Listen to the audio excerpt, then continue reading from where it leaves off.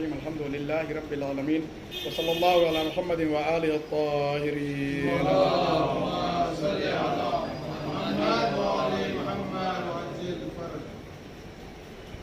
ہم لوگ جو ہے وہ بہت ساری باتوں میں جیسے گوشت، سبزی اور جو ہے وہ پانی یا کھانا کھلانا، یہ ساری چیزیں جو ہے وہ ہم لوگ پڑھ چکے ہیں، سن چکے ہیں، اس کا بیان گزر چکا ہے. اب بیان ہے کپڑے وغیرہ کے پہننے کے سلسلے میں بیان گزر چکے ہیں. اب بیان ہے انتہائی اہم جو جناب علامہ مجلسی نے چوتھے باب میں نقل کیا ہے، نکاح کرنے کی فضیلت، عورتوں کے ساتھ رہنے سہنے اور مباشرت کرنے، اولاد کی پرورش اور آپس میں میل ملاپ جو ہے وہ اس کے سارے آداب اور جو شرعی قوانین ہیں اور روایتیں ہیں اس کی طرف اشارہ کیا ہے. یہ بھی بہت خاص جو ہے وہ موضوع ہے دین کی نگاہ میں، جس پر جو ہے ہمارے ہاں لوگ یا تو بات نہیں کرتے یا بات کرتے ہوئے شرماتے ہیں. حدیث ہے معصوم علیہ السلام کی جہاں امام نے فرمایا کہ لا حیا فی الدین، دین میں حیا نہیں ہے، شرم نہیں ہے. اگر آدمی شرم ہی کرے گا تو دین کیسے سیکھے گا؟ لہذا دینی مسائل کو البتہ دوسری جگہ پر حدیث ہے کہ امام نے فرمایا کہ لا حیا لہو لا دین لہو، جس کے پاس جو ہے وہ کیا ہے، من لا حیا لہو لا دین لہو، جس کے پاس حیا نہیں اس کے پاس دین بھی نہیں ہے. ایک جگہ یہ بھی ہے کہ دین میں کوئی حیا نہیں ہے، اس کا مطلب یہ کہ دین جو ہے وہ کیا شریعت کو سیکھنے میں حیا و شرم کا قائل نہیں ہے. لیکن حیا جو ہے وہ دین و شریعت کو سیکھنے کے بعد اگر آدمی بے حیا ہو جائے تو اسلام کہتا ہے کہ وہ دین سے خارج ہے، تو اس کا مطلب یہ ہوا.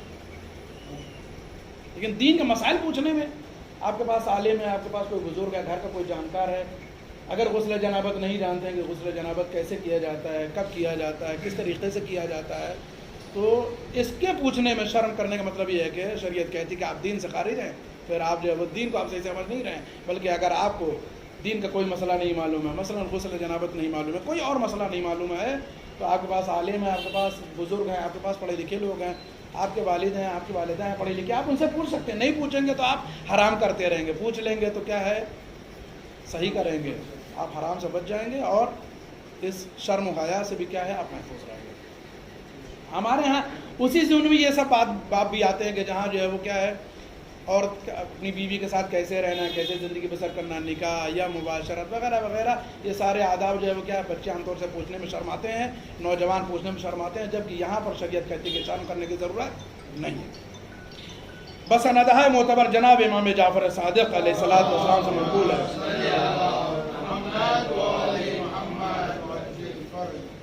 کہ عورتوں کو زیادہ عزیز رکھنا پیغمبروں کے اخلاق میں داخل تھا. یعنی عورتوں سے زیادہ عشق کرنا، پیار کرنا کیا ہے پیغمبر کے اخلاق میں شامل ہے. عورتوں سے مراد وہ عورتیں کہ جو آپ کے لیے کیا ہیں جائز ہے، نہ یہ کہ دوسروں کی عورتوں سے، کیونکہ یہ ویڈیو جو ہے دور تک جائے گی.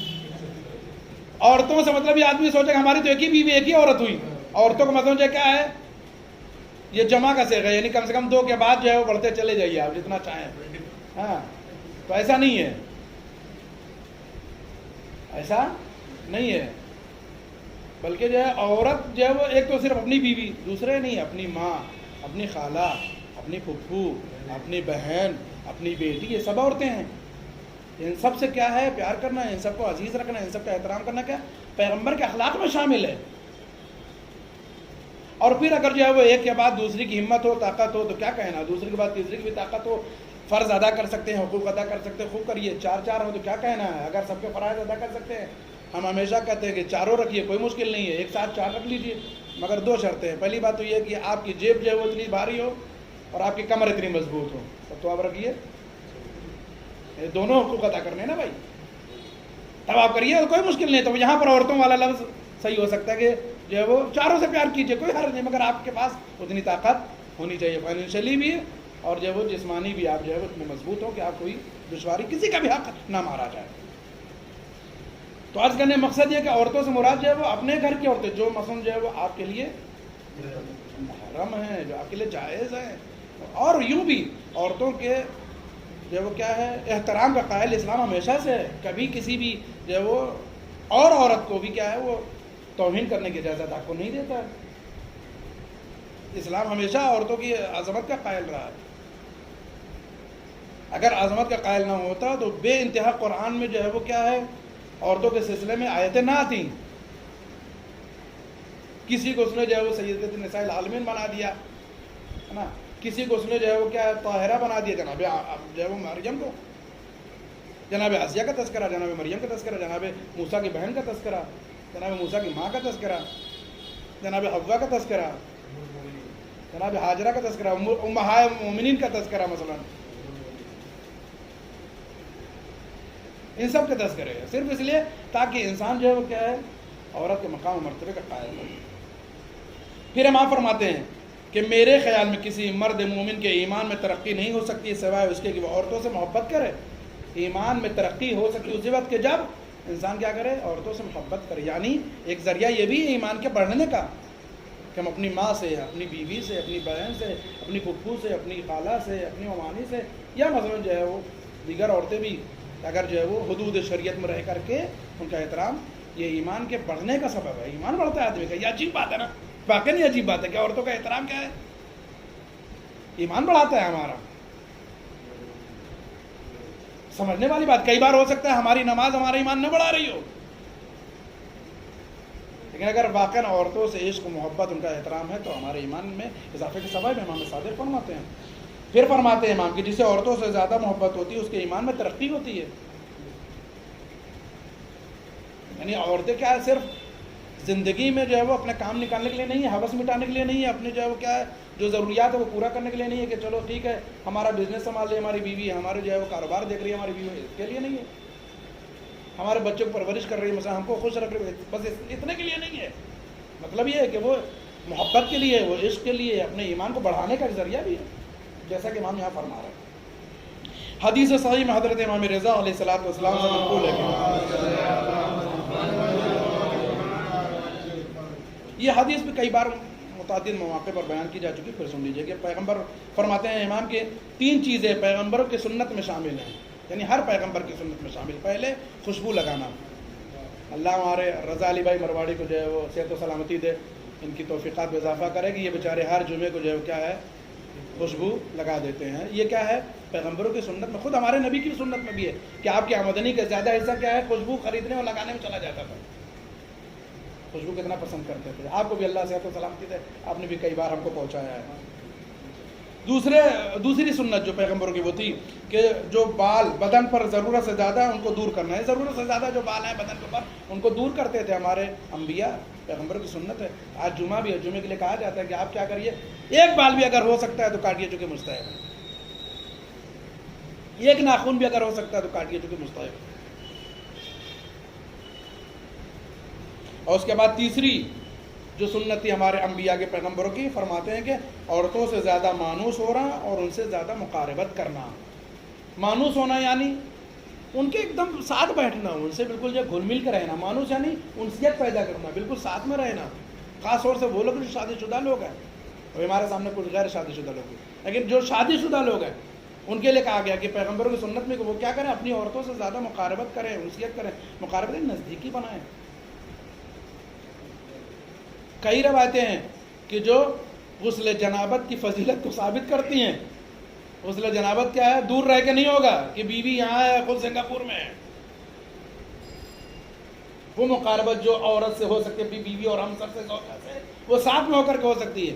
آپ کو یاد ہوگا کبھی ہم نے شاید عرض کیا ہے، پتہ نہیں کہاں، یہاں پہ یا کہیں مجلس میں، اسی لیے شریعت کہتی ہے کہ 4 مہینے سے زیادہ اپنی بیوی سے دور رہنا کیا ہے، شرعاً مشکوک ہے۔ آدمی اس کی آمدنی، اس کا پیسہ، اس کی روزی مشکوک ہے اگر 4 مہینے سے زیادہ اپنی بیوی سے دور رہتا ہے۔ شریعت نے حساب کتاب بنایا ہے، اس کے بہت سارے فائدے اور نقصان بھی ہیں۔ فائدہ مثلا مقاربت کا، نزدیک ہونے کا فائدہ ہے، دور رہنے کے نقصان ہے۔ آج جو فواہشات، آج جو بدکاریاں، آج جو زناکاریاں، جو غلط جو ہے وہ راستے پر عورتیں جا رہی ہیں، جو مر جا رہے ہیں، وہ دیکھ رہے ہیں کہ عورت خالی ہے، اس کا شوہر مثلا جو ہے وہ امریکہ میں پڑا ہوا، اس کا شوہر مثلا دبئی میں، سعودی میں 2 سال نہیں آ رہا، 3 سال نہیں۔ عورت کے بھی اپنے خواہشات ہیں۔ مرد کو کیا ہے، مرد کو جہاں بھی خالی جگہ ملتی ہے وہ ریزرو کرنے کے چکر پڑ جاتا ہے، تو جو ہے وہ کیا ہے، اس کو شوق ہے جو ہے وہ دوسری جگہ، حالانکہ سب غیر جو ہے وہ شرعی کام ہے، مگر آدمی کیا کرتا ہے، عورت بھی جو ہے اس کے خواہشات ہیں، اس کی اپنی خواہش ہے، شوہر اس کا مثلا جو ہے وہ دور ہے، 2 سال سے آئے، 3 سال سے سعودی میں پڑا ہوا ہے، پیسے کما رہا ہے، وہ پیسے کما رہے ہیں، یہاں جو ہے یہ عذاب کما رہی ہے۔ اسی لیے شریعت نے کہا کہ جو ہے وہ کیا ہے، خانوادے سے مقاربت کرو، نزدیکی کرو، ان کے ساتھ رہو۔ جنسی تعلقات برقرار رکھو. کئی بار جو ہے آج بہت سارے سائیڈ ایفیکٹ جو ہے وہ سائنسی سائیڈ ایفیکٹ جو ہے لوگ بتا رہے ہیں کہ جو ہے وہ سائنٹیفک جو ہے وہ سائیڈ ایفیکٹ وہ ہے کہ اگر آپ جو ہے وہ اپنی بیوی سے اپنے ساتھ رہتے ہوئے بھی 3 مہینہ 4 مہینہ دور رہیں تو آپ خود جو ہے وہ ڈپریشن میں جا سکتے ہیں, آپ خود مشکل میں جا سکتے ہیں, جس میں آپ کی جو ہے وہ مشکل ہو سکتی ہے. بہت سارے فائدے ہیں جو ہے وہ بیوی سے نزدیکی کے. اگر آدمی نہیں جاتا تو بہت ساری مشکلات ہیں اس کے لیے, دونوں کے لیے مشکلات ہوتی ہیں, بہت ساری بیماریاں وجود میں آتی ہیں. تو ان سب چیزوں کی طرف شریعت نے متوجہ کیا. بہت سی سندوں سے حضرت رسول اللہ صلی اللہ علیہ وسلم سے منقول ہے کہ یہ حدیث بھی پہلے آپ سن چکے ہیں. فرماتے ہیں امام کے رسول اللہ فرماتے ہیں کہ میں نے تمہاری دنیا میں سے عورتوں کو, خوشبو کو اور نماز کو پسند کیا ہے. پھر فرمایا کہ نماز میری آنکھوں کی روشنی ہے, یعنی پیغمبر فرما رہے ہیں کہ نماز کیا ہے, میری آنکھوں کا نور ہے, میری آنکھوں کی روشنی ہے. ایک حدیث اور سن لیجئے تاکہ وقت زیادہ نہ ہو. حدیث معتبر میں منقول ہے کہ سکین نقی, یہ راوی ہیں, نے عورتوں, خوشبو اور لذیذ کھانوں کو ترک کر کے عبادت اختیار کر لی تھی. جیسے آج جو ہے کیا ہے یہودی لوگ کرتے ہیں, یا بہت سارے جو ہے وہ عیسائی کیا ہے راہب بن جاتے ہیں, مطلب جو ہے ان کو کوئی کام ہی نہیں ہے. یا مثلا ہندوستان میں ہمارے بہت سارے لوگ جو ہے وہ کیا ہے سنیاسی بن جاتے ہیں, سادھو ہو جاتے ہیں کہ اب جو ہے وہ کیا ہے نسبندی کرا لیا ہے, کچھ نہیں کریں گے, منہ مایا سے دور ہو گئے ہیں نا, کہاں چلے گئے, پہاڑ میں گفا میں چلے گئے, ان سے دنیا سے کوئی مطلب نہیں. اور انہیں لوگوں کا سب سے زیادہ اسکینڈل جو ہے وہ کیا ہے سامنے آتے پھر بعد میں. ابھی کل بھی ایک صاحب پکڑے گئے ہیں, حالانکہ وہ جرجیس ہے, وہ مسلمان تھے, بہت جو ہے وہ شریعت بتاتے تھے, تجزیہ داری کے خلاف ان کا بھی بہت سارا بیان سوشل میڈیا پر ہے. کل پکڑے گئے ہیں ریپ کیس میں, 10 سال کی جیل ہو گئی ہے. سنی مولانا آج جیل ہو گئی 10 سال. جرجیس نام ہے, دیکھیے کہ یوٹیوب وغیرہ بہت ساری اس کی ویڈیو پڑی ہوئی. والمیکی کا رامائن وغیرہ بہت سناتا ہے, تو ہم نے لکھا سوشل میڈیا کا, جہاں بھی یہ جیل میں رامائن سنا ہے, اور رامائن اس کو یاد ہے, اس کے شلوک جو ہے اس کو بہت یاد ہے. عزاداری تجزیہ کے خلاف بھی بہت بولا اس نے. ہر وہ شخص جو عزاداری اور اہل بیت کے خلاف بولے گا, چاہے شیعت میں ہوگا چاہے سنی میں ہوگا, کہیں نہ کہیں سے انتظام اس کا جو ہے پروردگار کر دیتا ہے, وہ چلا جاتا ہے. بہت بڑا نام تھا جرجیس کا, آپ جا کے دیکھیے یوٹیوب پہ, اس کے جو ہے وہ ہزاروں فالوورز ہیں, اور اس کی ویڈیو پڑی. چلے گئے کل بیٹا گئے. یہ سب دین اس شریعت سکھاتے کہ جو ہے وہ سب سے دور رہو.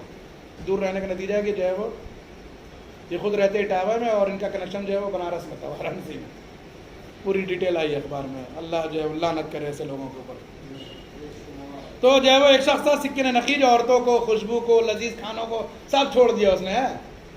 چکن ٹکا وکا سب چھوڑ کر کے, چکن کباب واب جو ہے رول وول سب چھوڑ کر کے کیا ہے شورما ورما ترک کر کے, جو ہے اس زمانے میں جو کچھ بھی تھا مطلب اچھا کھانا چھوڑ کر کے, خوشبو چھوڑ کر کے, عورتوں سے دوری بنا لی, چلے گئے جو ہے اپنا عبادت کرنے لگے.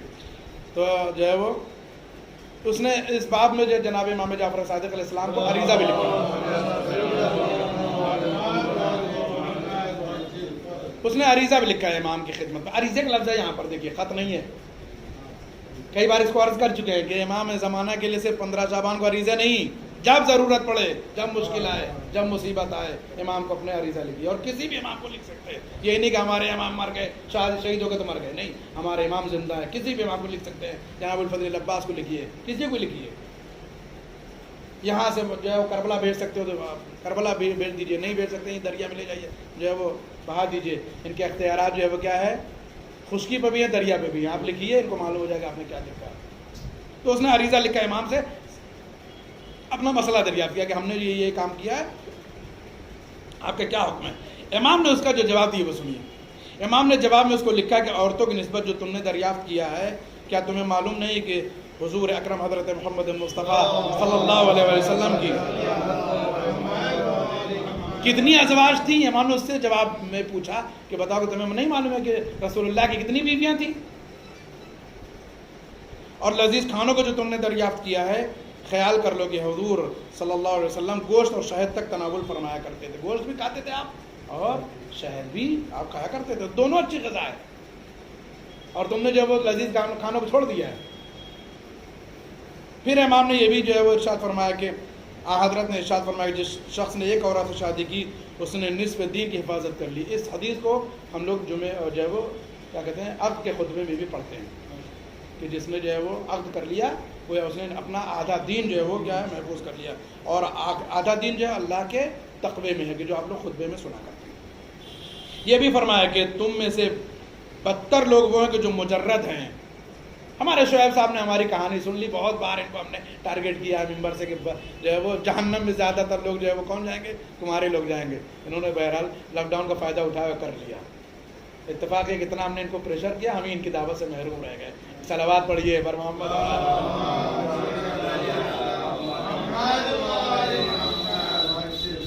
یہ بھی فرمایا، یہ حدیث ہے، فرمایا کہ تم میں سے بدتر لوگ ہوں گے جو کنوارے ہیں، مجرد ہیں۔ مجرد یعنی غیر شادی شدہ لوگ، کنوارے لوگ بدترین شمار کیے گئے۔ حدیث میں ہے کہ سب سے زیادہ پیغمبر نے فرمایا کہ سب سے زیادہ جہنم میں لوگ کون ہوں گے؟ کنوارے لوگ ہوں گے۔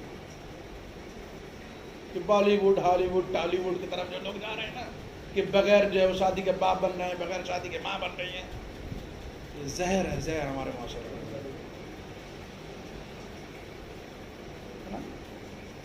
بغیر باپ، بغیر شادی کے باپ بنے ہوئے ہیں، بغیر جو ہے وہ شادی کے ماں بنی ہوئی، سب حرام کا ہے، یہ سب جہنم میں جائیں انشاءاللہ۔ اور یہ بھی فرمایا کہ مومن کو کون سی چیز اس بات سے مانے ہے کہ وہ نکاح کرے، شاید اسے خداوند تعالیٰ ایسا فرزند عطا کر دے جو زمین کو کلمہ لا الہ الا اللہ سے زینت بخش دے۔ فرمایا مومن کو کیا چیز روک رہی ہے بھائی کہ وہ نکاح نہیں کر رہا ہے؟ امام فرماتے ہیں کہ ہو سکتا ہے کہ نکاح کرے جلدی سے، اللہ اس کو ایک ایسا بیٹا دے دے کہ جو اس زمین کو کلمہ لا الہ الا اللہ سے بھر دے، اسے زینت دے دے۔ کتنی بڑی بات ہے، ایک بچہ نہ جانے کس کا کتنا لائق نکل جائے کہ دین کا پرچم بلند کر دے۔ حسن نصر اللہ بھی کسی ماں کے بیٹے ہیں، آگے خامنائی، آگے سستانی بھی کسی ماں کے بیٹے، آگے وحید خراسانی بھی کسی ماں کے بیٹے ہیں نا، آگے بشیر نجفی، یا مثلا قاسم سلیمانی، یا دیگر جو ہمارے مجاہدین ہیں یا علماء ہیں، مراجع، اللہ ان سب کی حفاظت فرمائے، انہیں طول حیات۔ یہ بھی تو ماں کے ہی بیٹے ہیں نا کسی کے، اگر خمینی تو رحمۃ اللہ علیہ، یہ بھی کسی ماں کے بیٹے۔ انہوں نے کیا کیا؟ پرچم لا الہ الا اللہ کو بلند کیا کہ نہیں، دنیا میں زینت دی کہ نہیں دی؟ ماں فرماتے ہیں کہ کیا چیز مومن کو روکتی ہے؟ وہ نکاح نہیں کر رہا ہے، نکاح کرے تاکہ ایسا فرزند پیدا ہو تاکہ وہ لا الہ الا اللہ کے پرچم کو بلند کرے، اسے زینت دے زمین پر۔ یہ بھی فرمایا کہ جو شخص میری سنت کو دوست رکھتا ہے اسے چاہیے کہ وہ نکاح کرے۔ جو میری سنت کو، امام فرماتے ہیں کہ جو میری سنت کو عزیز رکھتا ہے اسے چاہیے کہ وہ نکاح کرے، اور جو میری سنت کا پیرو ہو یہ سمجھ لے کہ خاصگار یہ زن میری سنت میں داخل ہے، یعنی رشتہ لے کے جائے، خاصگار یہ زن یعنی عورت کے لیے رشتہ لے کے جائے کہ وہ شادی کرنے کے لیے تیار ہو جائے۔ بہت ساری باتیں ہیں اس سلسلے میں، یہ پورا باب ہے، انشاءاللہ دھیرے دھیرے بیان کریں گے، آگے اور بھی دلچسپ اور انٹرسٹنگ باتیں آئیں گے انشاءاللہ، آپ لوگ ان سے جو کیا ہے فیضیاب ہوں گے انشاءاللہ۔ آپ لوگ جو سلسلے کو برقرار رکھیے، بیچ میں ہم ہی ہو سکتا ہے اکتوبر میں جائیں گے ایک آدھ ہفتے کے لیے، 4 دن کا بھی پلان ہے، ہو سکتا ہے کہ آگے بڑھ جائے، 12 سے 16 اکتوبر ہم نہیں رہیں گے تو شاید ایک جمعہ اس میں جائے گا، لیکن اس کے بعد ہم مسلسل انشاءاللہ یہیں ہیں، اور اب یہ سلسلہ پھر سے شروع ہوا ہے تو انشاءاللہ ہم لوگ اس پر باقی رہیں گے، اور باقی باتیں انشاءاللہ بعد میں ہوگی۔ وآخر دعوانا الحمدللہ رب العالمین۔